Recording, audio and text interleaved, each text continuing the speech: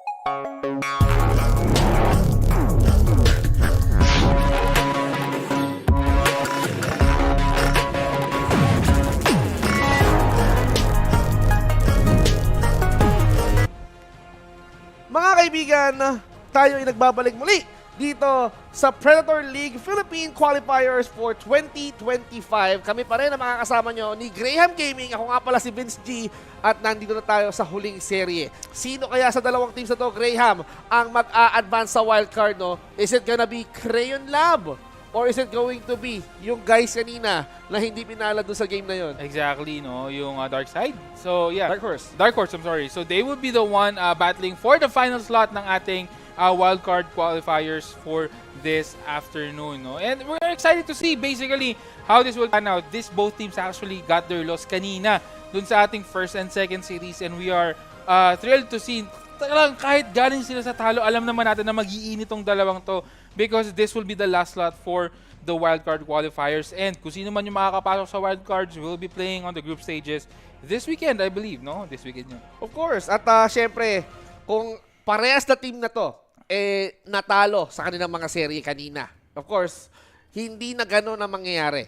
Isa sa kanila ang mananalo, isa sa kanila ang sasama doon sa tatlong teams na meron na tayo. So that means you have to win this game no matter what. And I am so excited na makita kung ano nga bang hatid nila dito sa game na to. Kasi there's a lot of similarities between these two teams. One, nasa dire side pareho. Pangalawa, meron kang Clockwork, meron kang Morph. Exactly. Those two teams will actually pick etong Clockwork at saka yung Morph, no? So it's interesting to see kung sino makapick. Ang question is, will they even pick Clockwork in the first place? Or, well, will they even pick Morphing in the first place? Will they change etong mga strats na meron sila? Will they change up the heroes?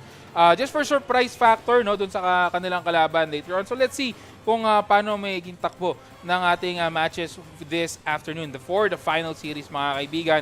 Pero bago ang lahat, no, we would just like to remind you guys that we are running a giveaway dito sa ating stream. So for you guys na nasa bahay, you can just simply first and foremost like and follow itong page ng Predator Gaming, and then share yung ating stream using the hashtag PLPH2025, and then as early as now, i-comment nyo na kung sino yung sa tingin nyo panalo for this series. O, di ba? Wala lang kayong gagawin. So, supportahan nyo lang yung team na sa tingin nyo ay mananalo, and at the same time, may pagkakataon pa kayo manalo. So, ito yung pagkakataon nyo na supportahan ang inyong favorite team, and at the same time, ipakalat nyo na ang mabuting balita dahil this is their last shot. Ito na yung pagkakataon na para ipaalam sa mga kaibigan nyo, sa mga kabarangay nyo, na naglalaro sila. So, kailangan natin mag-all out dito at sa pag-share at sa paglagay ng hashtag tayo sa comments, nako, may pagkakataon kayong manalo ng giveaway. Di ba? Saan ka pa? Exactly. Nakaupo lang kayo sa bahay nyo, nanonood lang ng Dota, nagbimerienda. Ay, ang sarap. May merch pa kayo galing dito sa Predator League. So, just comment lang kung sino yung mananalo, and then i-share nyo with the hashtag that we have told you a while ago, and then wait for our correspondents to contact you guys para ipadala yung mga napanalunan yung giveaways. Of course, at mga kaibigan, ang ating tatlong serye ngayong araw na to, ngayong gabing to, syempre, ay sinusupervise, of course, ng Games and Amusement Boards of the Philippines, no? Itong Predator Gaming is authorized to officiate Predator League PH 2025 as an official tournament registered under the approval of the Games and Amusement Board of the Philippines, no? So, mga kaibigan, gino-govern tayo. Of course, ini-ensure na safe, or fair play for everyone, di ba? Exactly. Legit pa sa legit. Legit. Ang tournament natin this afternoon. And hindi lang this afternoon, guys. We still have the group stages, sabi nga namin kanina, and then we also have the finals, no? Yung finals for our kung sino magre-represent sa Philippines sa Malaysia this coming 2025. Yes. Ang saya. Di ba? Nako, so mga kaibigan, kung gusto nyo suportahan ang ating mga kababayan, eto na yung pagkakataon. Of course, you can also win the giveaway and paramdam nyo sa kanila na talagang kailangan ito, we've got this. So, suportahan namin kayo because this is the moment para makompleto na yung wildcard. And then after that, of course, hindi nyo pa dapat tigilan yung suporta dahil mas kailangan pa nila yun doon. Exactly. And just remember, Vince G, isa lang ang mag-represent ng Philippines. Isa lang. Towards doon sa ating big event sa Malaysia this coming 2022. So, abangan nyo yan, mga kaibigan. Pero at the meantime, we're just waiting for the draft to begin.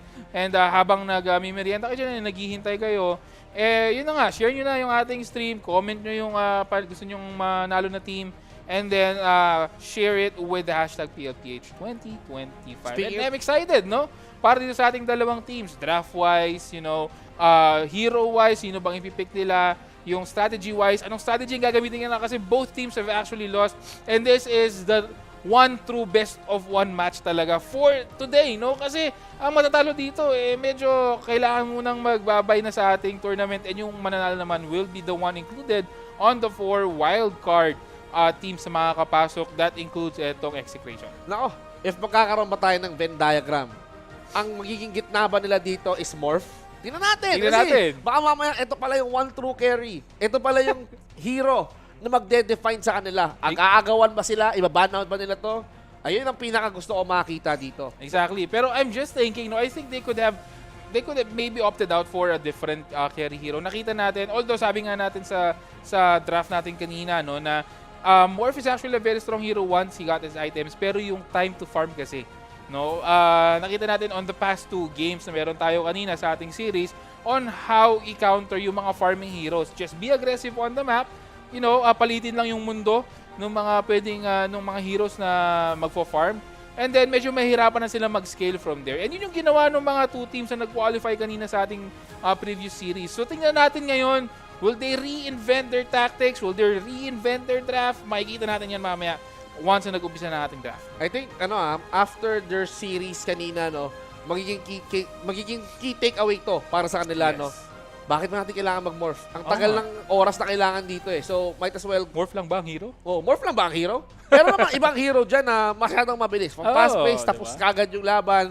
And from there, you don't need to wait for mid to late game para mag-online to, no? So, let's see if ever na magkakaroon nga ba tayo ng changes. Are we gonna see some familiar heroes once again, katulad ng mga na ginamit nila kanina? Or are they gonna be showing us something new dito sa ating draft na makita natin mamaya-maya? Exactly, no? And just, sabi nga namin, we're just waiting for the draft, mga kaibigan. So kayo dyan, if you want to support your teams, just please comment down below kung sino tingin yung panalo.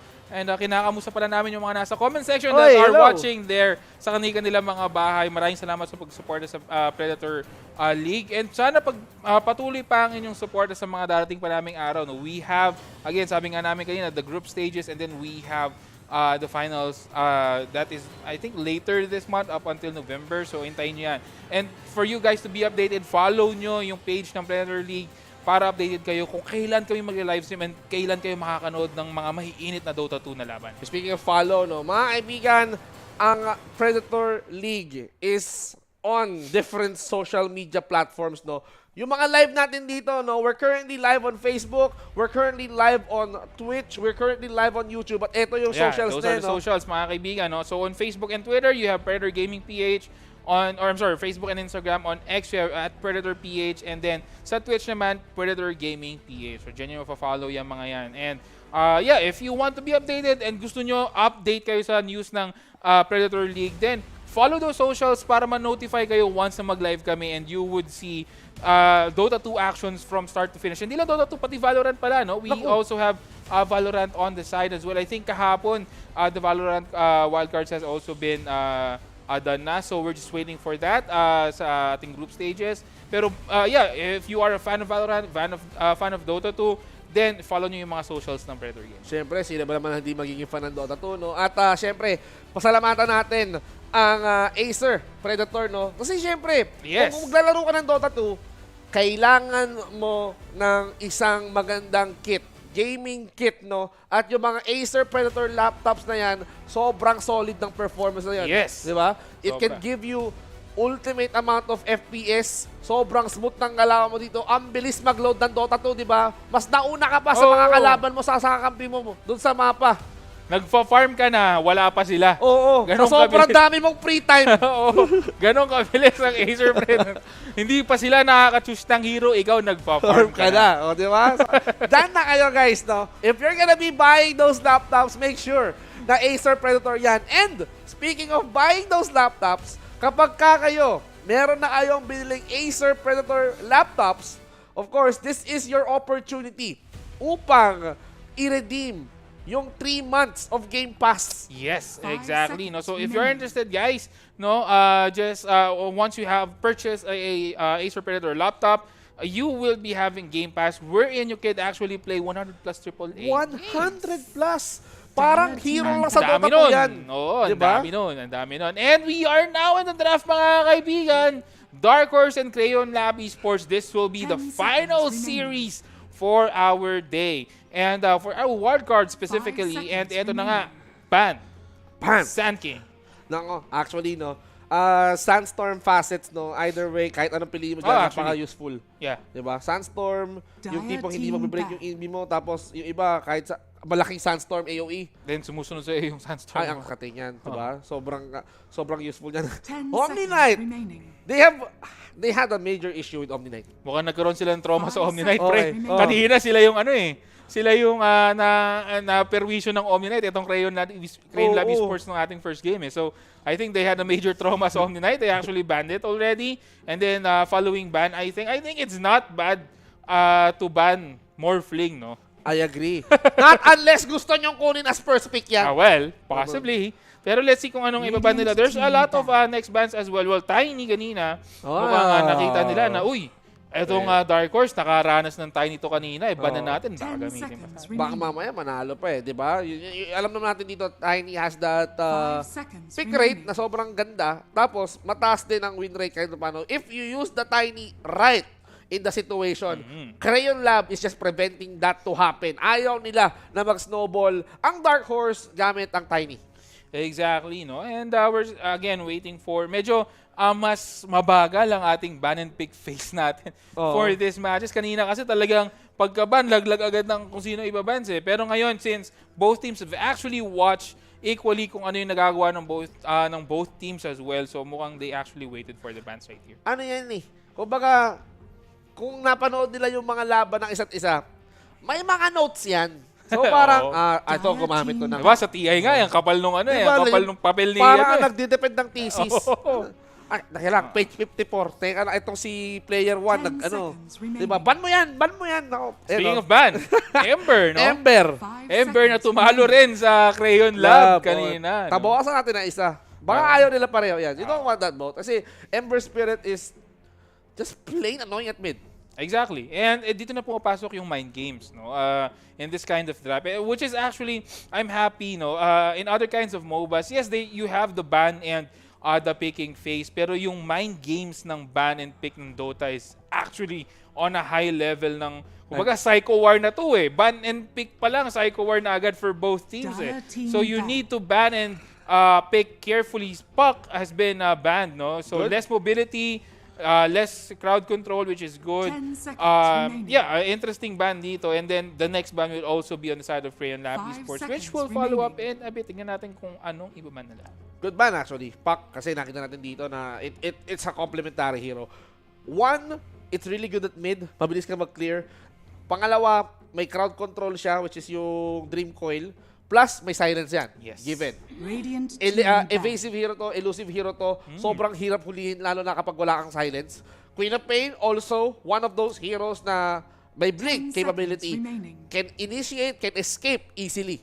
Exactly. And good 5 mid lane seconds hero din to, remaining. yung consistent harassment, yung kanyang poison sakit. on the mid lane. And ang maganda pa sa poison ni Queen of Pain is that yung spell lifesteal na napoprovide niya Aray ko. on the mid lane. So nababawasan ka na, nadadagdagan pa siya ng Radiant buhay. team pick. So good trading option itong si Quop. On the other hand, KOTL, one of the heroes na very prominent din dito sa ating international tournaments due to the fact of the ability na makapag-stack dito on the on the side of each side. Pero Tuskar, a hero that has been banned for the first 2 games na meron tayo kanina, is now on the board para sa side ng Dark Horse. No, this would actually make Dark Horse a little bit more aggressive dito sa mapa. And on the lane, no, siguro pwedeng nating ipalit Radiant to team kay back. Clockwork. Pero, Primal Beast, mukhang nagkakalabasan na ng mga mabibigat na hero dito for both teams. Nako, kung itong si Boy Uppercut ang sinagot ng Dark Horse, meron sila si Boy Dabog. Ayan, si Primal Beast. Ang gagawin lang niyan ay tapak-tapakan ng kalaban. So, you mentioned this earlier 10 kanina, seconds nung remaining. naban out to. Primal Beast is, if we're gonna be talking about the 5 current meta right now, seconds which is stacking, kapag nagdabog ang Primal Beast, mabilis lang ubusin Ang yun. bilis. Bang, It's gonna be a bang, quick stack. So, kaya ano rin siya, parang good pangkuha din ng stacks ng kalaban, kumbaga. No? So, good stack stealer din etong si Primal Beast. Now, we are going back to the bans for both teams, mga kaibigan. So, Dark Horse will be banning, and then I think Crayon Lab Esports will be picking their first 2 heroes next. I was surprised. I was even expecting na baka Clockwork ang first pick. Pero Mukhang no. na-trauma rin sa Clockwork. Tama na, Clockwork. Okay. May task na kami, sabi ng Dark Horse. Bakit pa natin kailangan dagdagan? So, for task, for Primal Beast, Crayon Lab, I think they can still opt for a support pick. I mean, Clock is still open if they wanted Clockwork sa lineup nila. For Dark Horse naman, I think you mentioned na yung 10 seconds remaining. improve tag team na meron si Tasno. So, we're gonna be 5 seeing seconds. Drinking bodies ata ang tawag Drinking dun sa bodies. facet na yun eh. No? Parang hihilahin ka pabalik eh. Pak. So, magiging active talaga ang isang task. Good for position 4. Yeah, good for position and good for saving na siya. Saving. So ang combo kasi niyan na nakita ko sa TI is that drinking bodies, hihilahin pabalik yung kakampi mo and then roll out together ng kakampi mo. Oh. So that's how the combo works right now, mostly if you want to save. So it's much easier to save dito kay Tuskar, no? So let's see kung yun yung gagamitin nilang facet para dito sa side ng Dark Horse. Pero again, both teams, no, just buying their time on choosing who to ban dito. SF has been banned on the side of 10 Dark Horse, so they seconds don't wanna remaining. deal with the SF kanina na pinakita na kalaban ng Crayon 5 Lab seconds Esports. And then next bans on the side naman dito, gamit na gamit yung reserve time natin for the bans only. Hindi, this just shows talaga Graham na Radiant team sineseryoso talaga nila yung pick. Oh yeah, this is I mean, you don't want morph. Okay. Sabi ko sa'yo eh. Ayaw na morph. Radiant Natuto na. team pick. Okay. Ooh, pero this is a good Shadow support Demon. duo. Ang lakas ng support duo nito, Tuskar and Shadow Demon. I can Both have imagine that. saves, both have engage, may slow, may purge etong si DPS, Shadow grabe. Demon. So this Dire is team very painful para sa lanes ng Crayon Lab Esports. Aha! Plus a Bristleback.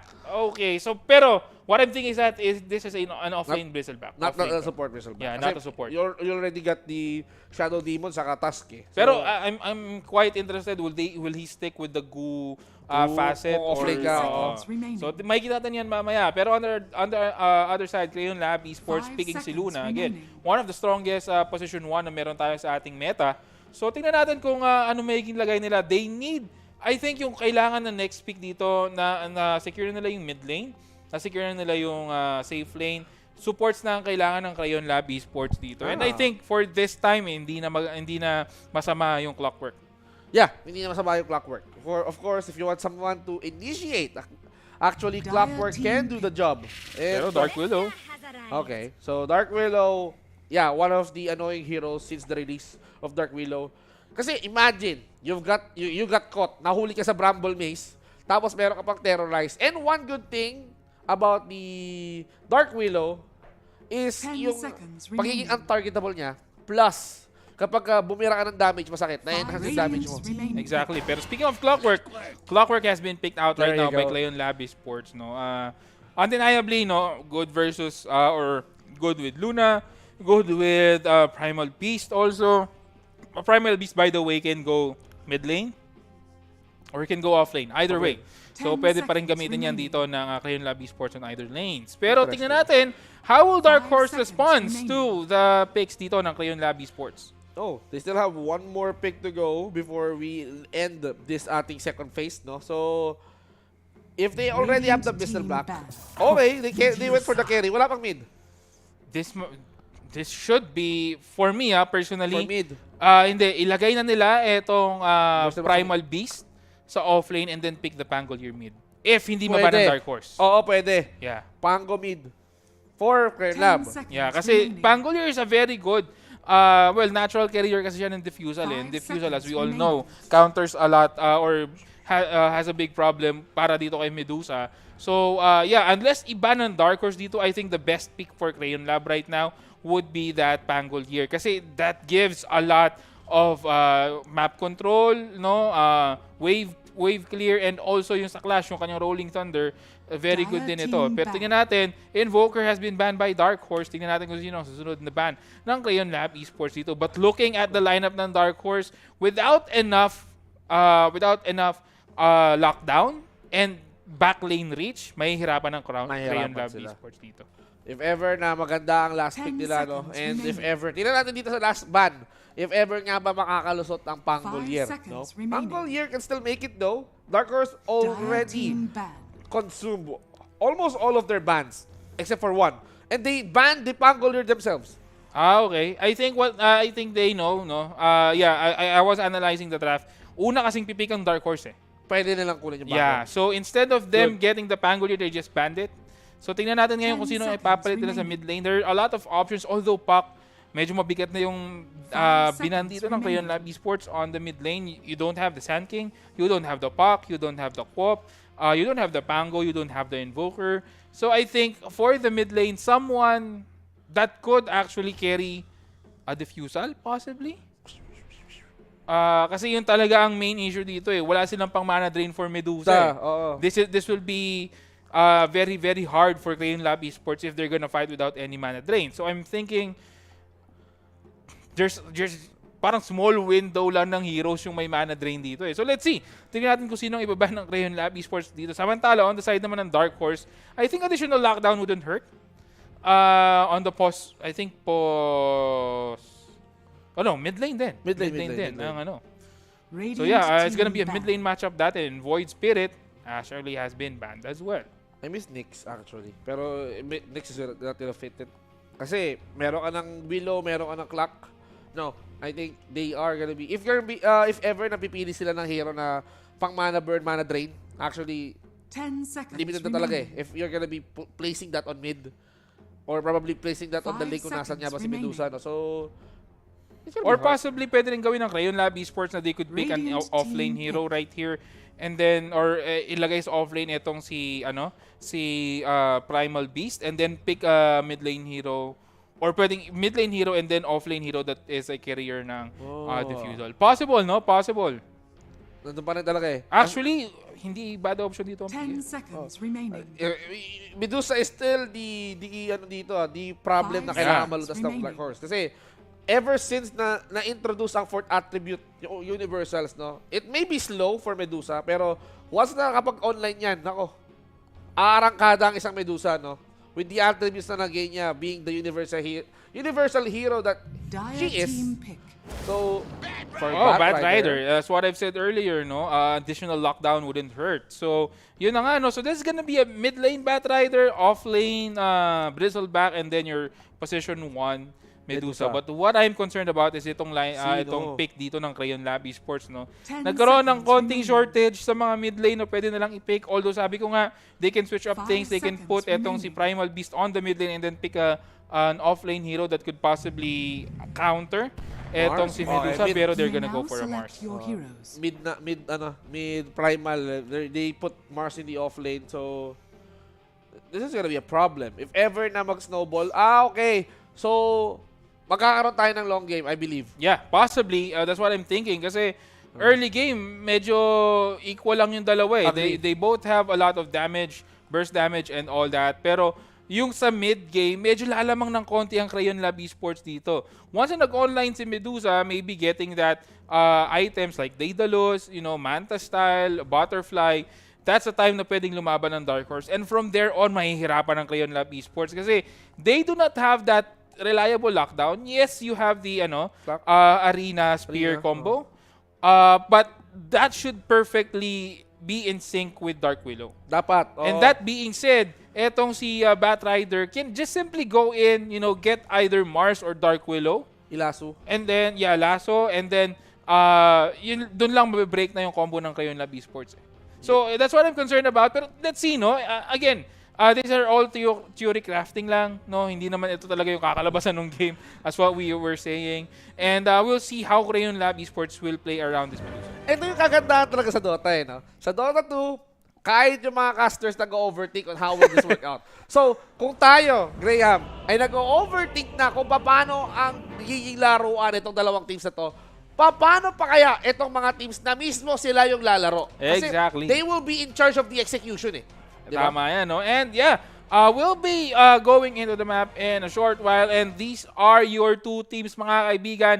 These are your heroes for the final series this evening. One of these teams will go in and get that final slot para dito sa ating Wildcards. At mga kaibigan, welcome sa ating huling serye, Dark Horse and Crayon Lab Esports. Sa mga gustong sumuporta sa kanilang mga teams, i-type nyo na sa comment, pero huwag nyo munang kalimutan na i-share itong live stream. At kung may pagkakataon kayo, lagyan nyo na rin ng hashtags kasi baka malay nyo, kayo ang manalo sa pag-giveaway, sa munting pag-giveaway ni Predator Gaming. Exactly, no? And malay nyo, kayo na ang i-PM ng ating mga correspondents para i-deliver yung mga merch nyo, no? So, yeah, we are excited to see, pero umihilang daw si Balong, no? At saktong bio break lang si Balong habang hindi pa kasi nag-bio nung draft eh. Hindi pa daw. Well, okay lang. Welcome back, Yang Balong. Eto na. Kasama na ni Balong ang kanyang mga alagad. Exactly. Pero early smoke coming in for both teams. Tingnan natin, magkakaroon ba ng engagement dito? That's the question that we are begging for an answer. Pero we will wait for that. Good luck, have fun for both teams. Kasi this is gonna be an elimination game. Hindi siya tulad nung kanina na pag natalo, waiting. Wala ka nang waiting sa ilalim. No, eto na yon. So pag natalo kayo dito, this is gonna be goodbye for the Predator League. Pero pag nanalo naman, you will get the last slot or the last slot para dito sa ating wildcard qualifiers na maglalaro sa ating group stages later this week. Pero talking about these two teams, no? Dark Horse, Crayon Lab. Oo, they have that common loss kanina doon sa serye nila. Pero if we're gonna be talking about these two teams, Crayon Lab, they played in the first series. Yep. So that means meron silang pahinga. May window sila para panoorin yung second series, where yung Dark Horse yung natalo. Ngayon, speaking of Dark Horse right now is going to at least be in trouble a little bit. Pero no, they started to engage into Ivan and they got the first blood. Dark Horse once more. Nakakuha pa nga nila si Young. Nako, they got the double kill for Earl and that's a good start, Graham. That's a good start indeed for Earl. This means that mas mapapadali yung kanyang mga items, mas mapapa-early yung kanyang Blink Dagger, and nakita naman natin kanina what an early Blink Dagger can do nung second series, no? Nakita natin na Magnus had an early Blink Dagger which actually snowballed them to a win. Knowing na mid lane pa itong si Batrider. You cannot spell early without Earl. Exactly. Tama. Witty mo dun, ha? Tama, he got the first blood, he got double kills right off the bat. Ang ganda, di ba? And the irony of that is right off the bat. Literally, sobrang ganda ng punishment na pinakita nila. Hindi pa ako tapos sa storyline. Oh, di ba? Right off the bat, literal bat rider siya doon. Exactly. And actually, maganda na nilagay nila sa mid lane itong si Batrider. This would actually create a very good counter, knowing na, mahilig kasing pumasok itong si Primal Beast eh. Now, with that stacks, with that oil stacks dito, hindi makakapasok basta-basta itong si Primal Beast kasi baka ma-flame break or ma-firefly siya bigla. Delikado to. This is not gonna be good. This is not gonna be good. Look, Earl, no? Look at the patience, man. Parang sige, okay lang. I got the gold advantage early on. At mukhang may pagkakataon ako. Level 2 na ako. At kaka-level 2 lang ni Lime dito. Sige, batuhan ko ng napalm para mapabagal ng konti. Meron kang 4 na stacks. Gawin nating 5. Tapos mamaya sunugin na lang natin dito. 5 stacks of sticky napalm. Annoying sticky napalm. Mukhang hindi sapat ang ligo para alisin yan. Exactly. And ito na nga, mukhang hindi kulang ang tubig sa river, mga kaibigan, no? Para paliguan and tagalin etong langis. Tandaan nyo, hindi nagsasama ang langis at tubig. Hindi nagko-collab yan. Kumbaga sa Dota 1, tinatawag na orb effect yan. Exactly, no? So, shoutout sa mga katropa natin dyan na naglalaro ng Dota 1 dati. Malamang-lamang, masakit na mga likod nyo ngayon. Pero, shoutout pa rin, no? Sa mga tropa natin na nakatutok at naglalaro continuously up until Dota 2. Nakakatuwa. No? Talaga, Dota is our game, no? Nakaka-relate kami ni Graham dyan, syempre. Masakit na rin likod namin. Mga Tito Gamers, nakaka-relate kami dyan. Nako. We have been growing up playing Dota. At ngayon, Dota 2, hindi pa rin tayo mamamatay. Mahal na mahal natin tong game na to. Exactly. And speaking of, a little bit of skirmish coming in for both teams dito. Pero yung early 1K gold lead for the Dark Horse, malaki yan, no? Sinasabi natin sa mga nakarang nakakas natin na pang 1K early game, medyo maliit lang yan. Pero the thing is, that's a double kill para dito kay Earl, no? And if you would see alam niya na mayaman siya, no? And he's gonna queue up a Boots of Travel early in this 3 minutes. So, yung advantage talaga ng double kill na nakuha ni Earl kanina is paying off dito sa mid lane. Kung sa totoong buhay yan, kung kasing yaman ako ni Earl at nakakuha ko yung first blood saka double kill right of the start, ay, cash out ako, check out ako ng Acer Predator laptop na ganyan. Syempre. Siya bote. Exactly. Tapos magsusubscribe ako dun sa 3 months na Matik yan ako. Game Pass. 100 plus. Diba? Kung hindi mo ma-decide kung paano, kung anong game ang lalaruin mo, no? Gamitin mo yung Dota ban pick. Oo. Tanggalin mo tong game na to, piliin mo tong 5. Laruin mo yung 5 na sa 3 months. Actually, kaya ngang i-run nun kahit 2 AAA games eh. Yung isa-isang monitor mo, maglaro ka ng iba. Isa-isa, maglaro ka ng iba. Nako, magandang yan, no? May Dota po ka na, may isa ka pang game. Oh, speaking of, mukhang hindi naiisa dito. Etong si Batrider, etong Lime. Nahara siya ng konti dito. In fact, yung kanyang last hits, medyo hindi ganun kataas. 12-1 versus etong 16-8 ni Batrider. Pero on the top lane, delikado ata etong si Black King. Pero eto na nga, the setup coming in from Darkseer. Will there be damage dito? Medyo nabigyan siya dito ng Shadow Poison. Will the damage be enough? I don't think so. Almost, no? Almost. Hinahabol pa siya ng mga illusion dito. And makakatakbo lang ata. Pero on the other side, delikado si Vince. No mana para dito sa ating Medusa. And si Yang Balong na nga, mukhang susunod na biktima. Yang Balong right now, ginamitan ng pampaslow dito. Si Kuya mo, Dark Milo. At eto si Sense. Mukhang kailangan niya ma-sense kung paano niya paparusahan si Yang Balong. Yang Balong right now running for his life. Nakatago pa nga siya bagya and he's gonna try to hug the tower. Gumamit siya ng tango at bumalik na si Vince sa lane niya. Exactly, no. That was a big kill coming in for Crayon Lab Esports, no. Hindi basta-basta 'yon. That will stop or delay etong farm ni Medusa, delaying etong items din ni Medusa. So this will buy a lot of time para dito sa carry ng Dark Horse and sa Crayon Lab Esports as a team kasi they will actually have more time to farm para doon sa carry. Pero speaking of Yang Balong, getting etong si Dark Willow on the top lane. That's a Sa bottom payback. lane pala, sorry. That's a payback for Yang Balong. Yang Balong kanina pinapunish. Dumating si Vince. No, pagka si Vince dumadating, talagang nakakatulong. Kapangalan ko kasi. Oh, malakas mga Vince talaga, malakas eh. Well, anyways, going back, no, talagang, you know, having that kit, no, kay Tas, no, they made sure na Vince is gonna get back on track. But, of course, speaking of pawian, of course, quits lang. Ito, an eye for an eye, they want Vince back. If they manage to get Vince kanina on that early engagement, mukhang mauubusan na naman ng mana si Vince dito. Isang konyat pa ang kailangan at malambot na si Vince. Magic stick ang kailangan niya pero nandito si Yang Balong rolling in the deep at mukhang low on health na yung dalawa. Spear just to fend them off away at si Sense hindi na makakaligtas sa creeps. And there you go, mamamatay nga etong si Sense, no? That's a big kill coming in. Medyo revenge kill yun and good thing na naghatol sa Medusa. Pero on the other hand, etong si Bristleback will fall down and yes, bunga yung kanyang talent pero mukhang makakakuha pa siya ng another kill dito. Mapapatay pa nga ata itong si Dark, SD, no? And SD will fall down as well. 2 kills on the side ng Crayon Lab Esports on their top lane. Sepi, actually, no, he managed to spam a lot of Shadow Poison pero it was not enough. Naging mitsa yun ang buhay niya. He got taken down. Mabilis ang presensya ng Crayon Lab, no? They got their mid lane para rumex back. They managed to clean up house. Tinaboy nila yung Dark Horse on that fight, no? So that's a good engagement coming from Crayon Lab. 4-3 ang score natin dito. At balik muna tayo sa farm map, no? Kailangan muna mag-ipon ng bawat isa sa kanila, Graham, upang maging malakas sila during the mid-game. And I think that's gonna be crucial. We're gonna be seeing a lot of kills. This is gonna be a rally of kills left and right. But, mamaya pa yung matinding moment eh.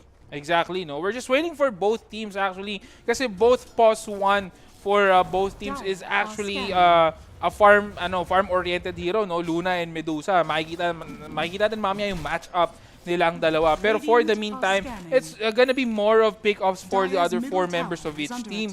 Yung rotation na pwede nilang magawa on the lanes, this will be the deciding factor kung sino ang mag-lead sa ating mid-game. Nako, speaking of lead, kailangan talaga na nakatutok tayo sa bawat safe lane carries na nandito. Speaking of safe lane carry, hindi safe dito si Luna.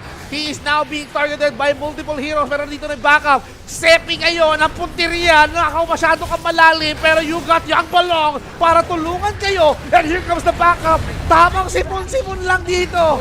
Si Kuya mo bristleback pero yung taong nagdabog. Etong si Live tinapakan lang lahat. Exactly, that's gonna be 2 kills though. Pero ang maganda dito, nakuha ng Dark Horse yung kill niya kay Luna, no? Plus, a lot of commitment coming in for the side of Dark Horse, I'm sorry, for the Crayon Lab Esports, which will give a little bit of free time para dito kay Luna. Pero on the other side, makakakuha pa ng isang kill. Etong Crayon Lab Esports getting a kill on Dark Willow on the top lane. And speaking of which, no, they got the advantage pero wait a minute. Kinuha yung regen. They want Seppi again. At si Seppi mukhang nagdabog. Hinampas sa lupa, sa ilog. At nandito na si Yang Balong para tulungan ang kanyang tropa. Lively running low on health. Tatlo yan, Dark Horse. At mukhang itong si Crayon Lab, kailangan mo na umatras. Young, nandito, hinahabol siya ni Earl. Kailangan na tumakbo pataas ng high ground. Hindi tinamaan ng napalm. And we can see Earl right now using the Firefly para cornerin si Young. Pero buti na lang, he got the cog and he rolled in like a deep guy that he is. Nasaan ang arena? He's still level 5. Yes, no ulti para dito kay Mars, which means that will be a kill para dito kay Clockwork. Pero ang question, makakatakas ba? Etong si Batrider, Bramble Maze, natapakan dito ni Batrider. And there goes your level 6. Mars will secure the kill para dito sa side ng Crayon Labis. Pero ngayon mo, no, nakatakas ka nga sa maze. Natrap ka naman sa arena. Diba? Talking about magkandaligaw-ligaw ka, hindi ka makakalabas. And now, with the replay, we can see here na magandang initiation dito. Somehow, Seppi pinalubog si Young, pero hindi niya napigilan dito si Lime para magdabog. But, they got backup, they got company. Dark Horse is prepared to go on an all-out war. Exactly. No? Medyo nag-overextend lang sila with this replay dito. I think hindi na sila dapat nag-overextend pa. They had a good kill sa mid lane kay Primal Beast. No? And with that, they played for 2 deaths, giving kills dito sa side ng Dark Horse. Ina-uppercut pa nga dito pero samot-saring kills ang nakita natin dito. Arena of Blood just to secure Young Balong.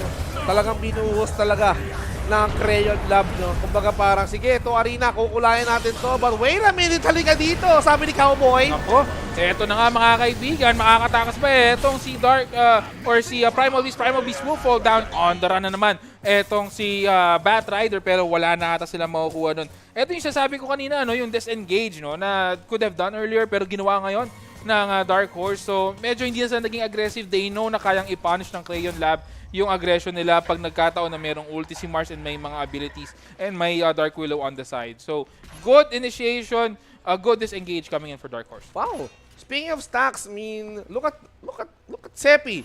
Busy trumabaho. He's utilizing the Shadow Poison very, very well. Wow! Look at that triangle sa may the top side. Pero on the other hand, mukhang hindi mata-triangle offense ba? Etong si Young Balong trying to run away. Pero there goes your snowball out and Batrider is in danger. He will fall down. Hinahamon ngayon si Young Balong. Young Balong, will he escape this menace? 2 heroes ng Crayon Lab Esports. Hindi umabot yung hookshot mga kaibigan. And he will still run away. The slowdown coming in from the missile and that will secure the kill para dito sa side ng Crayon Lab Esports.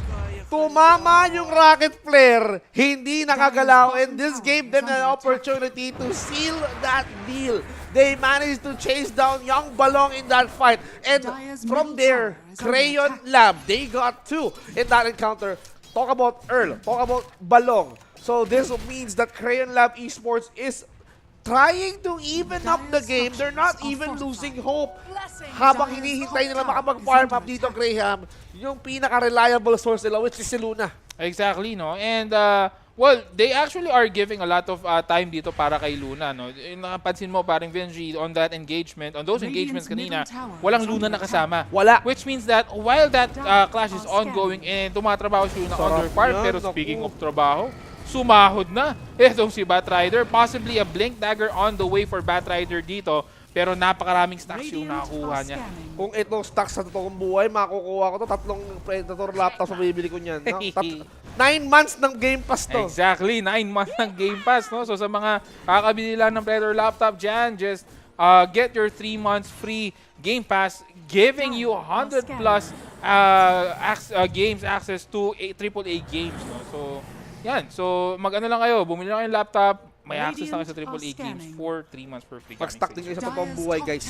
Yes. Life hacks yan para mabilis kayo makapag-farm in real life. Exactly. Pero eto na nga, no? Speaking of stacks, so now na nakuha na ng stacks, nakakuha na ng stacks etong si Batrider. I'm quite curious anong item niya. Siguro Dagger is on, sabi ko nga, Dagger might be on the way. This might be another peak para dito kay Batrider pag nakuha niya yung Dagger niya. So they can engage earlier, they can engage faster, makakakuha ng easy kills etong si Medusa. And etong si Bristleback can just front easily. Pero speaking of setup coming in, delikado dito etong si Young. There goes your Purge coming in for the side of Darkseer or Shadow Demon, I'm sorry. Pero nakapag-hook out lang etong si Maganda yung engagement dito ni Sepi, no? Pagkalatag niya ng wards, sakto may dumaan na clockwork. That clockwork was forced to disengage. Napilitan siyang gamitin yung hookshot. And this gives space para ay Bristleback na enjoyin yung mga camp dito sa top lane, sa side ng Crayon Lab, no? So that means mahihirapan sila, mawawala sila ng supply ng farm when it comes to Dark Horse clearing them all up. So this is gonna be an interesting fight kasi ito yung hindi natin nakita ni na Graham eh. Sa sobrang fast-paced ng laro, hindi natin nakita yung oportunidad na makapag-stack up sila at makapag-clear up ng stacks. Exactly. And yun na nga, no? Although mabilis na naman kasi nakuha yung stacks, no? Kaya hindi natin nakita. Pero yung meta nga na pinag-uusapan natin before we actually start this day is that yung stack meta nakikita na natin dito. And nakikita natin yung important dito. Speaking of, mukhang mananakaw pa. Pero etong Snowball is just on time, mga kaibigan. Makakalaban ba etong Dark Horse? Dark Horse is now on the chase. Do they have the chase power? Etong si Earl finding that lasso target, mga kaibigan, pero makaka-blink out na. Etong si Mars, nagse-celebrate ng konti si Mars. Actually, no, that good sense coming in from the Mars. Si Mars kasi nakaramdaman niya na wala yung smoke. Pero eto, yung hookshot nag-connect sabay dabog. Saan pupunta si Medusa? Eclipse! Ibinuhos na wala ng mana. Malambot na ang isang Medusa. They got fence under control. Sinama pa si Balong at mukhang si Earl humahanap ng pwesto. Sinong ilalaso ko? Nakita ko si Dark Willow. Pero may mga skirmish na nagaganap dito. They want Shadow Demon. And now Seppi is gonna be cornered. Hinahabol siya dito ng napakaraming hero. Pero nandito pa si Bristleback. Bakulat ako! Handa ako magbigay ng maraming slow sa kalaban ko, pero the Earl is still busy on that, dealing with two players coming in from Crayon Lab. Eto na, Graham, kinukulayan na ng Crayon Lab ang kanilang panalo, pero they're not done yet. Exactly, no? Bristleback, sabi mo nga, is still on the fray, no? Mana para dito kay Luna. Snowball, will there be an engagement dito? Pero Luna is not in between that charge, mga kaibigan. Pero there goes the damage. 2 kills coming in. 2 crucial kills coming in from Kayon Lab Esports. Wow! So magandang rest back to. It all started when they caught the Medusa. Yung Medusa kung saan ibinuhos na nila lahat. Even the Eclipse. Isang beam lang ng Eclipse. Naramdaman na ubos yung buhay ng Medusa without the mana. And then from there, it went haywire. Even si Earl nahirapan siya na maghanap ng target eh. He targeted the Willow, pero busy yung ibang members ng Crayon Lab para kausapin yung mga members ng Dark Horse. And then from there, okay, sige, dalawa kayo, tatlo kami, palag na tayo dito. Exactly. And yun na nga, no? Medyo concerning to para sa side ng Dark Horse, no? Kasi they know that they have the ability to kill Medusa even without that mana drain. So, very interesting to see kung masusustain ba nila to. Once na nagka-item si Medusa, yes, she has the mana already going to the Butterfly. Pero I think ang pumatay talaga kay Medusa doon is yung damage ng Lucent Beam, no? Talagang bawas-bawas kasi siya lang mag-isa doon, pre. Walang kasama si Medusa eh. Yung Eclipse Lucent Beam, napakasakit talaga. Na-solo niya lahat ng Lucent Beam. And without the mana, diba, naubos na yung mana, pero here comes the Arena of Blood. Dark Willow is also there as well. Tumatakas na yung member ng Kayon Lab. Rat mo lang hinahabol dito. The Demonic Purge was used. Wala silang lockdown. Nakatakas pa sa base. And now, this leaves the member of the Dark Horse entertained by the Crayon Lab. Mukhang binubuhos ang lahat. Si Vince nandito, pinuntiryan ni Ivan. At yung Graves coming in from the Luna is just pulverizing them over and over again. Pero eto na nga mga kaibigan, what a good engagement still. Dark Horse is on the run para makahabol pa sa ibang members dito ng Crayon Lab Esports. Will they have the ability to chase down Sense and Young? Will actually try to run in the safety of their tower pero nahuli nila. Etong si Sense pero on the other hand, mukhang makapapatay pa nila etong si Sense or it may be the other way around. Napatay si Sense pero Bristleback will also fall. Etong Clockwork paying off, killing the Bristleback. You are gonna go down with me. Ayun ang sinasabi ni Bristleback, no? Talagang ipaparamdam ko sa'yo na kahit wala akong quill spray Bristleback, ipaparamdam ko sa'yo yung sakit. You're gonna be taken down. So ganun din, no? Even the Warpath naramdaman din to. Pero as we can see, Graham, they are not done with the Mars. Exactly, Mars ang magbabayad dito and they're gonna get the kill on that Mars again. This is very, very entertaining mga kaibigan. Wow. This matchup coming from two teams na natalo early on the series, nag-iinit sila ngayon, Vince G, no? Mainit talaga. No doubt talagang gusto mo talagang manalo dito. 0 minutes, may fight kagad. You've seen the first blood double kill and from there, hindi natin talaga mapigilan. It's just like volleyball. Rally after kills At ako, si Rhyme naman ang punteriya. He's not gonna go anywhere because of that. Lockdown coming in from the side of Dark Horse. Earl will be securing the kill. This is quite tight for both teams, no? Both teams having kills, both teams making mistakes, both teams having good plays.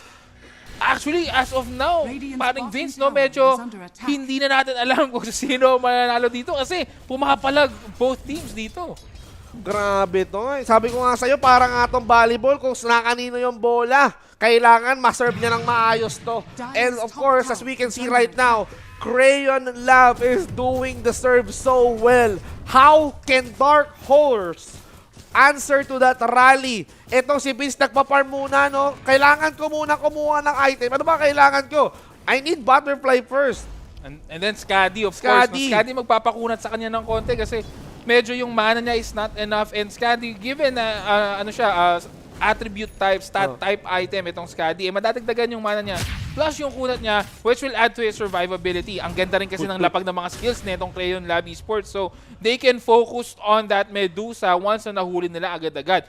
Kudos to Mars, no? Ang ganda ng arena spear niya, ang ganda ng mga pick-offs niya. So, actually, yung last two deaths ni Medusa was actually initiated by Mars. So, makikita natin dito, will this streak continue para sa side ng Crayon Lab Esports? Mukhang ito na. Dark Horse and Crayon Lab, parehas na nag-smoke up na. They are sensing that someone is in the river. At mukhang yung haste ng punteriya. Now, they wanted to go for senses. Dalawang konyat. Nakapagtago pa ng bahagya. At ito na yung arena. Dito tayo magpakpakan sa loob ng arena. Pati hook shots, dinala na. And now we can see Earl trying to run away from it all because Ivan got the triple kill. Siya yung star sa loob ng arena na yon. Exactly. And kakasabi lang natin, Vince Gino, Mars is actually the one doing the plays dito for the side of Crayon Lab and makakaabot pa nga. Etong Dark Horse getting that Shadow Demon right here. And as I was discussing Vince Gino, Mars was the one creating the plays nung last two kills nila kay Medusa. And it is still true up until the third death dito ni Medusa since the clash kanina. Again, Mars creating that good blink-in arena spear para makagawa ng play. Etong Dark Horse or etong Crayon Lab. Ito yung moment na yun, no? Ito, I built this arena. Tapos, Ivan, gagawin mo, mag-concert ka sa gitna, paulanan mo ng Lucent Beam with the Eclipse of the Heart. Literally, ang sakit. Exactly, and yun na nga yung sinasabi natin, mga kaibigan, no? This is actually turning into a bad decision, a bad play coming in for the side of Dark Horse dito. They are finding etong Crayon Lab or etong Medusa time by time again using that Mars, no? So, grabe. I think kailangan mag-reinvent dito ng Dark Horse, maybe. I was just thinking, no? Hindi ba dapat nauuna lagi ang Bristleback, no? Pero I think the reason behind why nakukuha lagi si Medusa is that yung patience ni Mars. Patience. Yeah, hinihintay niya na lumabas si Medusa, hinihintay niya na makita yung Medusa before na itapon yung or i-cast yung kanyang arena para makakuha sila ng magandang combo on Medusa and get that quick kill kay Medusa. Knowing the right target. Ayun, ang motto in life. Ayun yung prinsipyo ni Mars, no? Hindi ako mag-a-arena hanggat wala yung target ko. And for that target, I chose Medusa. I chose Vince. Nasaan ba si Vince, no? Nandito katabi ko. Di ba? Si Vince actually hinahunting niya dito. And then from there, sige, I'm gonna be utilizing this arena. And one good thing about the arena, no?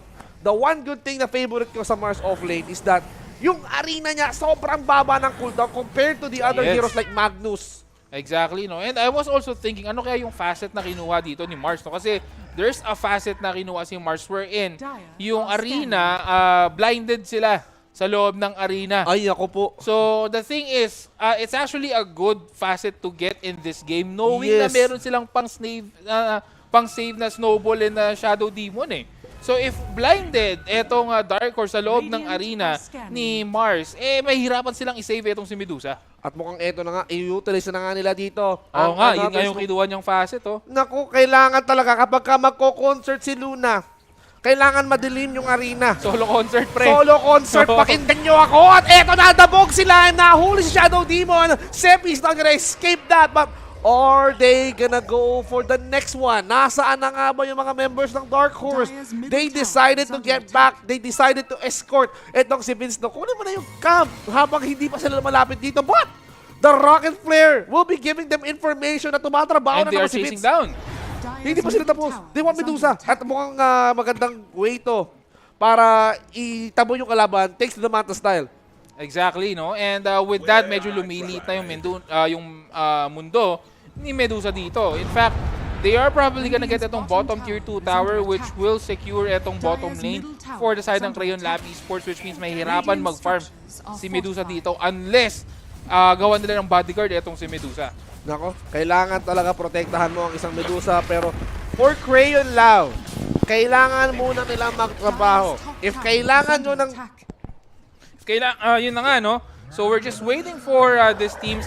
Medyo nakakatakot to for the side of Dark Horse kasi etong Dark Horse dito, pag na-snowball sila ng Crayon Lab knowing na, you have Luna, you have etong Primal Beast. These heroes are actually good on snowballing, lalo na Luna. Once na nasira yung tier 3 tower dun sa may kahit saang lanes, no? Yung glaive bounce niya talaga on the whole base na. So mahihirapan silang taluhin etong Crayon Lab Esports. Literally, no? Parang hindi na nga claim siya, parang boomerang na eh. Sa sobrang kati. Ika nga, ayaw na ayaw mong tamaan yan. Crayon Lab, no? Yung drawing na Roshan kaninang early game, nakulayan na sa wakas.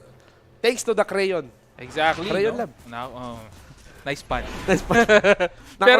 pero yun na nga mga kaibigan, no? Crayon Lab now with the Aegis, I think this is a sign for them to go high ground. They have the big advantage ngayon.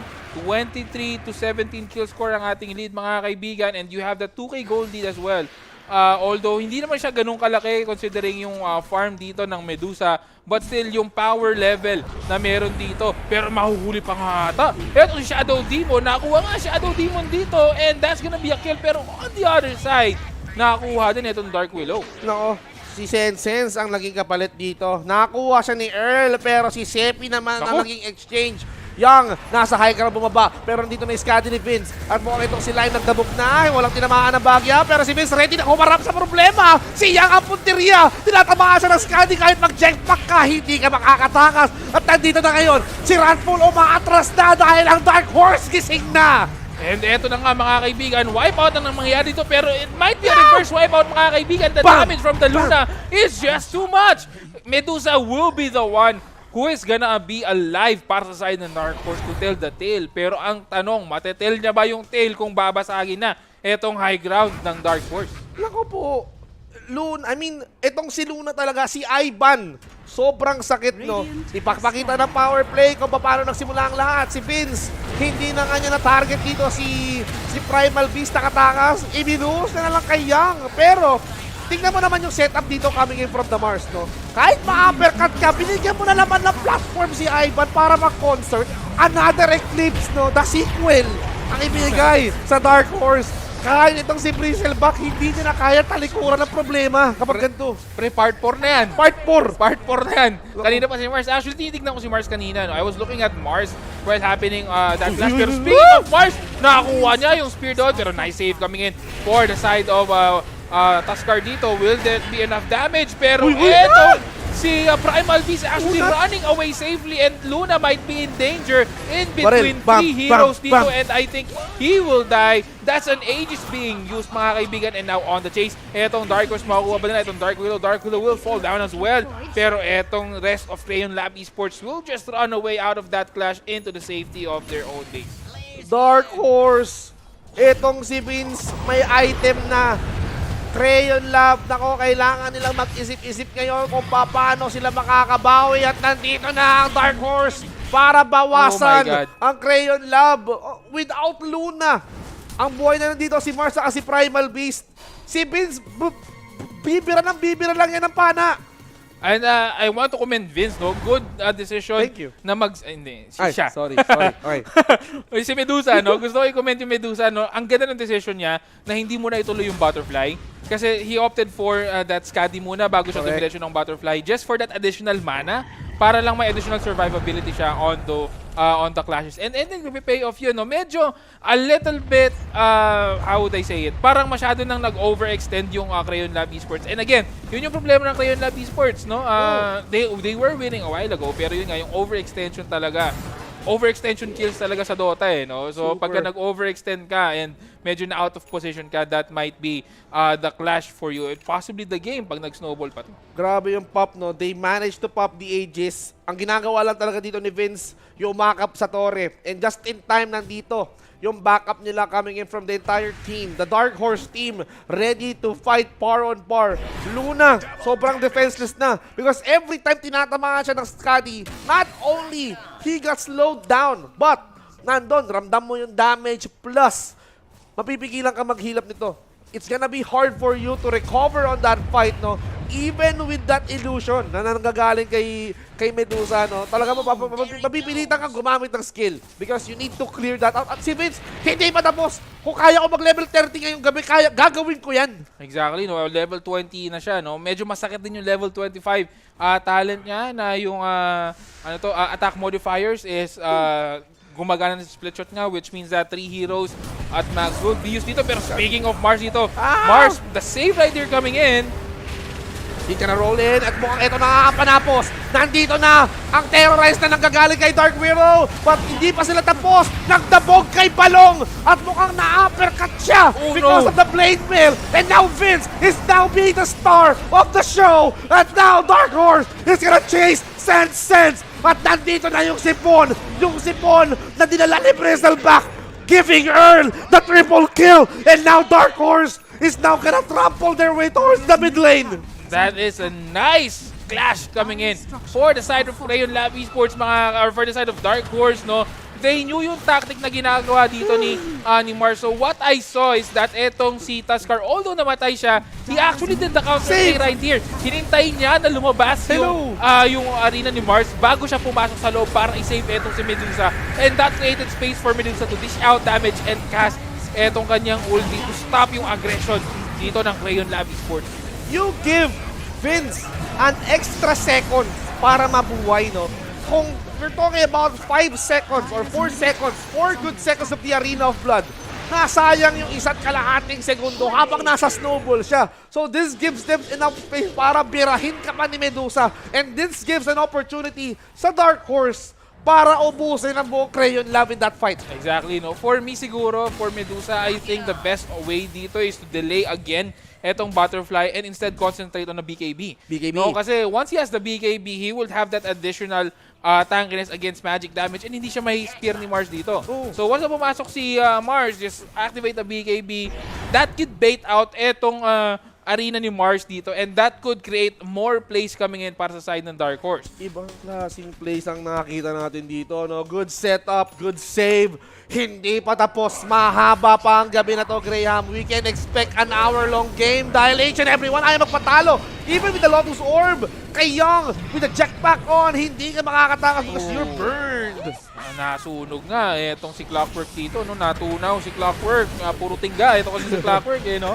So, mabilis matunaw yan. Pero yun na nga, good pick-off coming in for the side of Dark Horse dito. This will actually stop etong yung momentum na binibigay ng Crayon Lab. In fact, they could actually steal this momentum, possibly get another clash, and then go to Roshan. And, you know, high ground And alam naman natin na both itong si Medusa and itong si Luna is very good at dealing high ground, yung high ground push, no? So it's very interesting. I think it's a race kung sino yung una makakapag-dominate ng high ground push kasi that will be yung parang tiebreaker kumbaga, no? Yun yung magiging deal breaker dito. And in fact, ito na nga Dark Horse is actually positioning near etong Roshan. They are planning to get this Roshan for this Medusa Sense. Muntik pa mamatay. Muntik pa mamatay. Pero itong Roshan, not up until 10 seconds. Might be extending for another 1 minute 30 seconds pag minala sila. Pero tingnan natin, will he respond immediately? That's the question. Mukhang ito na. 1:50. 1 minute 47. Na-extend pa, no? Nag-extend pa si Roshan sa computer shop. Nagulog ng piso. Nagulog ng 5 piso. Extend pati. Nako, hindi ako tatayo. Yung nakaabang sa likod mo, naiinip na. Oo. So, eto na nga mga kaibigan. No? So, this will add additional time or this would give additional time para dito sa Crayon Lab Esports to position onto that Roshan. I think they know naman na, no? Alam naman nila na next step or the most logical step for Dark Horse would be to get Roshan. In fact, they are positioning itong Crayon Lab Esports dito sa may Tier 1 tower and Rocket Flare has been used to scout etong Roshan dito and they're just gonna go back knowing that they all have the skills and hindi kompleto yung Crayon Lab doon. They're gonna get the Tier 1 tower and eto na nga mga kaibigan, no? Again, 1 minute left before Roshan and yeah, mukhang Tuloy na.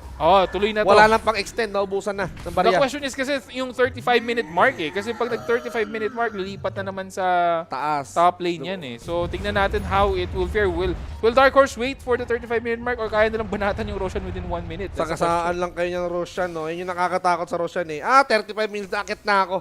Sige, pang. Tapos, kung hindi mo natapos, tapos nag-aabang yung kalaban mo doon, sila tamapos. Di ba? So, patience ang puhunan dito.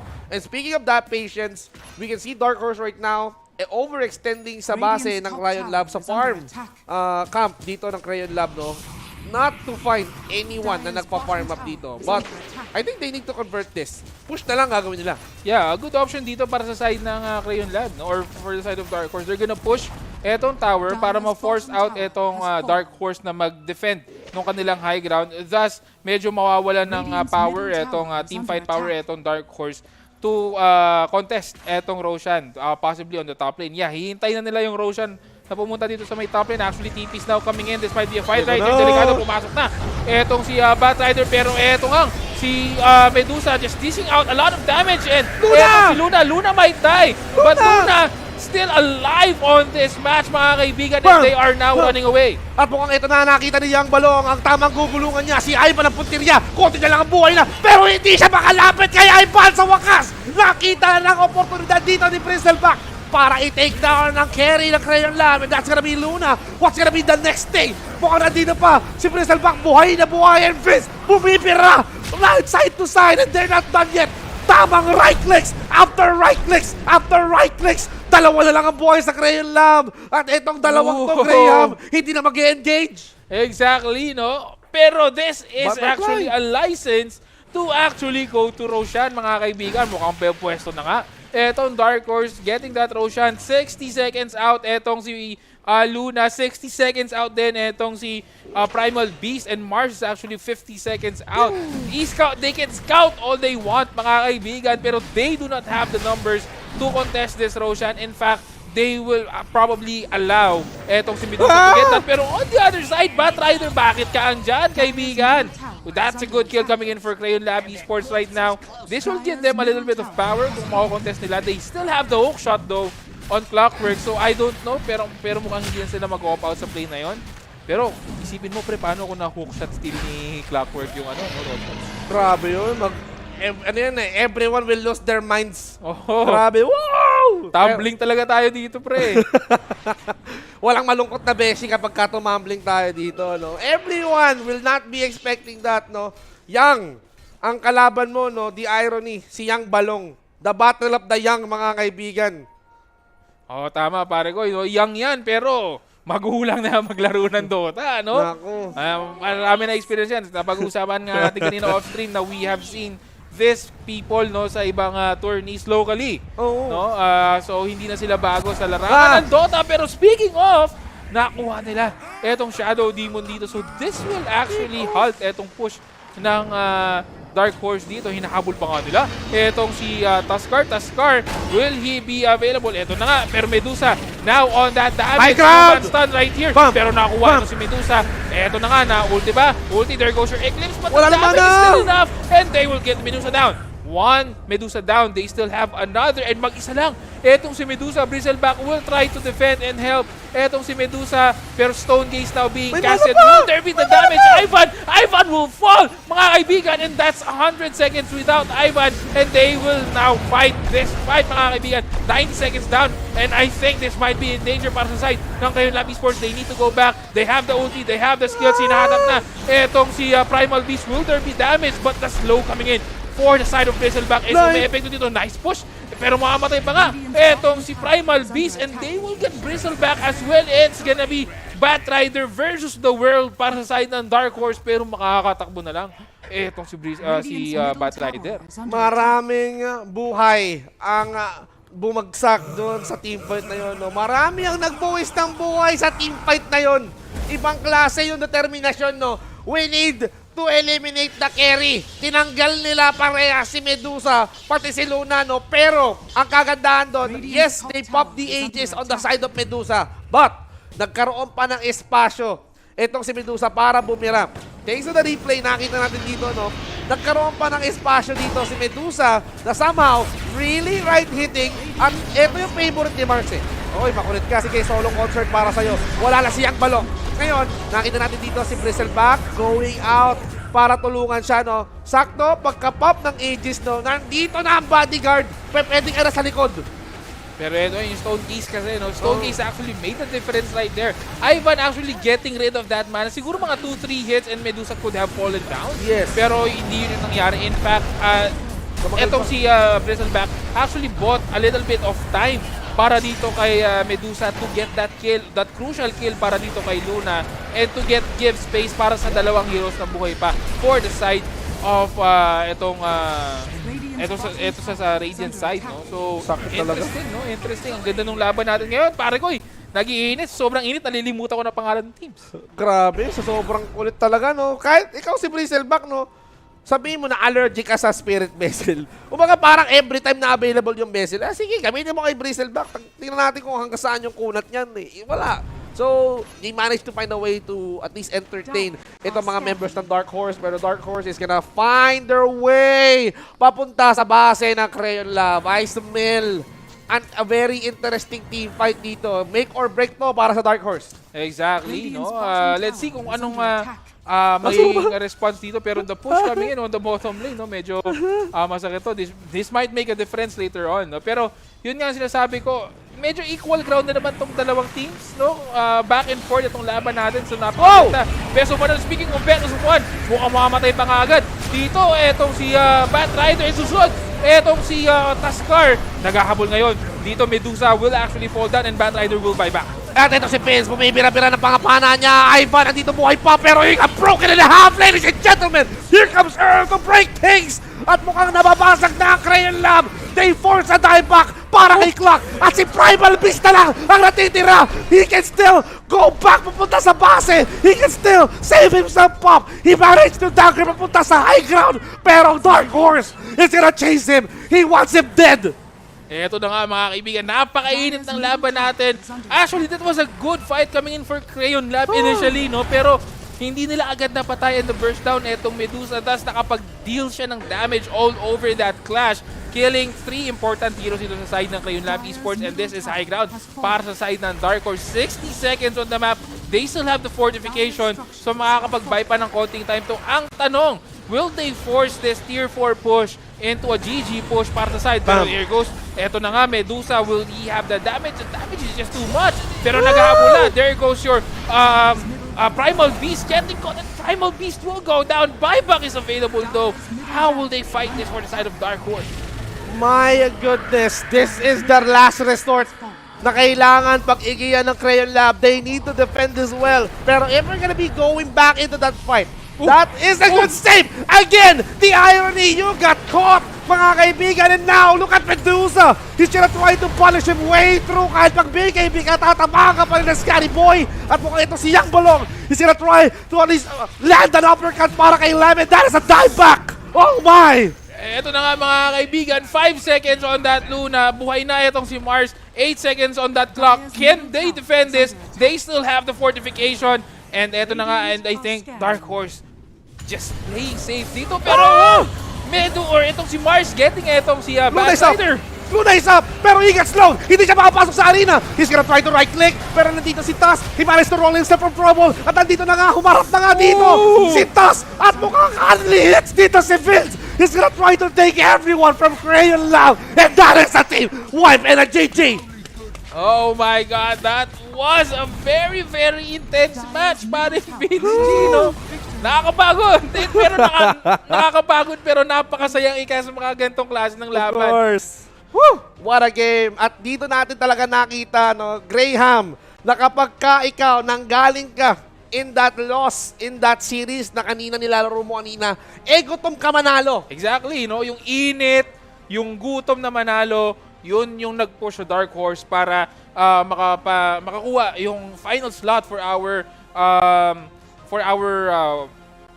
yung ating Final slot sa wildcard. wildcard. Sorry. Nabe-mental block na ako dahil dun sa laban. I'm trying to analyze kasi yung match, pero the thing is kasi with the match, medyo back and forth kasi in that case, it's hard to analyze those kinds of games. It's a rally indeed. Parang ako nanonood ng volleyball or tennis But in a good Dota fashions to.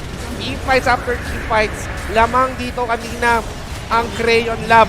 No, kinulayan nila because of that good setup, di ba? Ang ganda ng arena, Luna did manage to unleash all the Eclipse. Pero somehow, ang turning point nito, Graham, is yung pagbasa nila sa galaw ni Mars. Exactly, and we are looking at these highlights. Ito yung time na sobrang dominant ni Mars versus etong Medusa. Kanina sinasabi ko nga, yung mga on-point na arena spear ni Mars dito. Pero ito yung clash before na wipe out etong Team Crayon Lab Esports.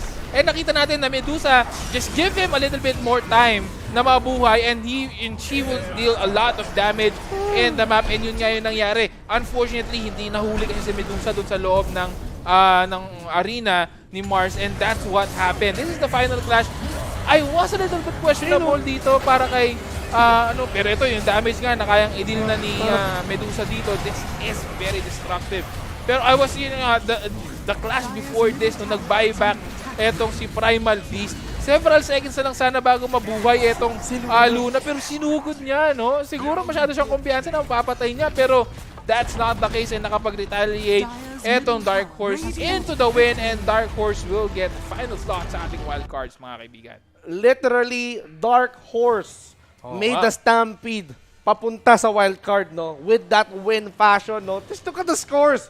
44-39, di ba? Almost 100 kills in total. Yes. And wala kang makikita katulad ng game kanina. Wala kang makikitang no deaths. Exactly. And in fact, no, ang ganda nga ng stats ni Luna dito, 12-9-16 versus yung stats ni Medusa. Pero the fact is, and the assist ni Mars, ang ganda ng assist line ni Mars. We have 25 assists para kay Mars. Pero kinulang, kinapos etong Crayon Lab Esports, and they will be the one getting eliminated dito sa ating tournament. Dark Horse will continue on up until this weekend sa ating group stages. Congratulations sa Dark Horse because they took the final slot patungo sa ating wildcard. Pero wala akong ibang masabi kundi job well done pa rin sa Crayon Lab. They give us a really, really good fight. Yes. And this is what the tournament stands for, no? Itong Predator League Philippine Qualifiers, binibigyan tayo ng magandang matches. Exactly, and in a bit we'll show you the updated bracket dito, and nakita naman natin yung takbo for both teams.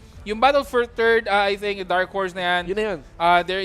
They actually got the slot, no? Sabi nga, wildcards top 3 lang makukuha. So that's gonna be Bulok Gaming, nanalo sa ating first series.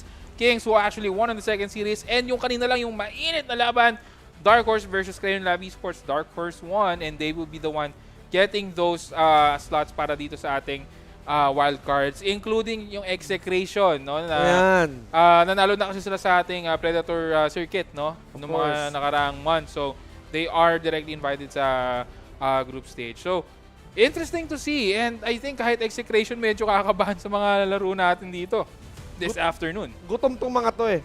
Talagang gutom sa magkapanalo. And of course, guys, if you've enjoyed watching good old Dots with the Predator League, no, might as well follow our socials. Yes, Ayan, nasa nasa baba. Nasa baba.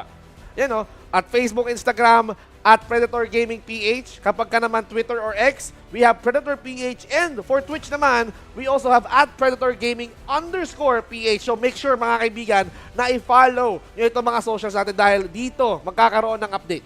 Exactly, no? And yun na nga mga kaibigan, no? We will be, sa mga hindi pa nakapag-follow dyan sa ating mga socials, please make sure na nakafollow kayo kasi mainit na laban na nakita natin kanina, no? Napakainit na laban. And there will be more matches for the coming weeks for the Predator League.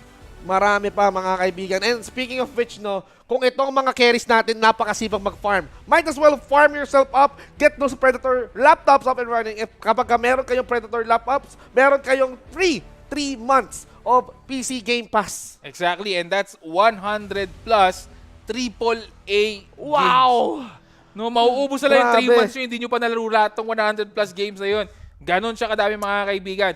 That is included once you actually purchase a Predator laptop. So just drop by sa nearest Predator stores, ayun yung mga favorite mall, buy a laptop and you would get this 3 months free of 100 plus AAA games.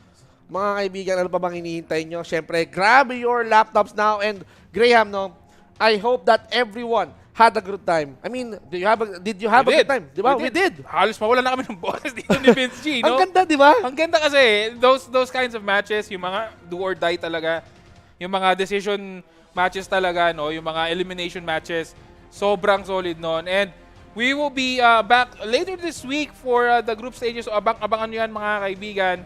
And Vinci, do you have anything that you want to tell sa ating mga viewers tonight? Maraming salamat sa mga nanood ng intense Dota action dito sa ating Predator League. No? 2025 pa lang, ay 2024 pa lang, pero we're getting ready. We're warming up for 2025. At yes. syempre, kung nag-enjoy kayo, mga kaibigan, aside from following yung ating Predator socials, might as well give us a follow as well. Yes, Diba? so Maraming salamat din sa mga bumubuo ng ating Predator League, as well sa mga prod natin dyan, masisipag na prod, hardworking. Sa iyo, Graham, maraming salamat Thank you. for It's been a pleasure. having me dito or having us together dito. No, maraming salamat. Yes. Your final words. Yeah, and again, I just want to thank itong Predator League for having us, mga kaibigan. And hindi na ito ang huli para sa atin. We will have our matches later this week. So kung ako sa inyo, follow nyo yung Predator page. And you'll be updated. Manonotify kayo pag nag-live kami. And there will be more action this coming week. So stick around, guys. And we'll see you later this week. Maraming salamat and good night. Good night, everyone. Have a great night.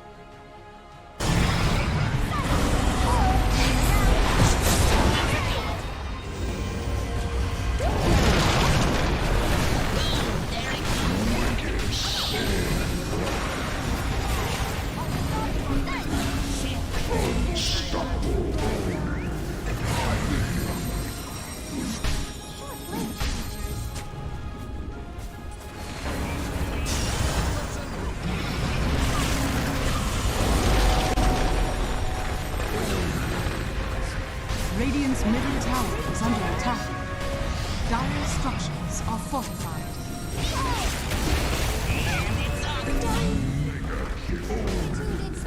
But in the end, she tired.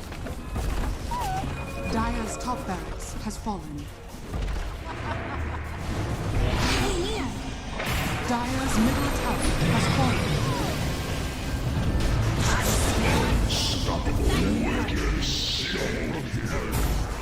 Ride on never settle. Radiant's bottom tower is under attack. Dire's ancient is under attack. But in the end, she tired. Radiant victory.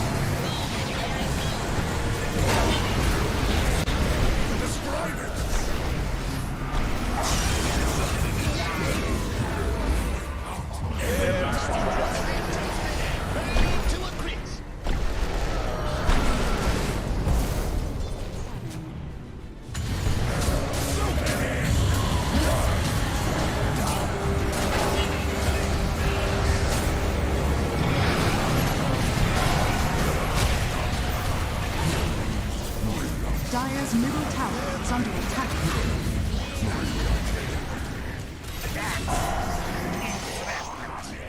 The only good team.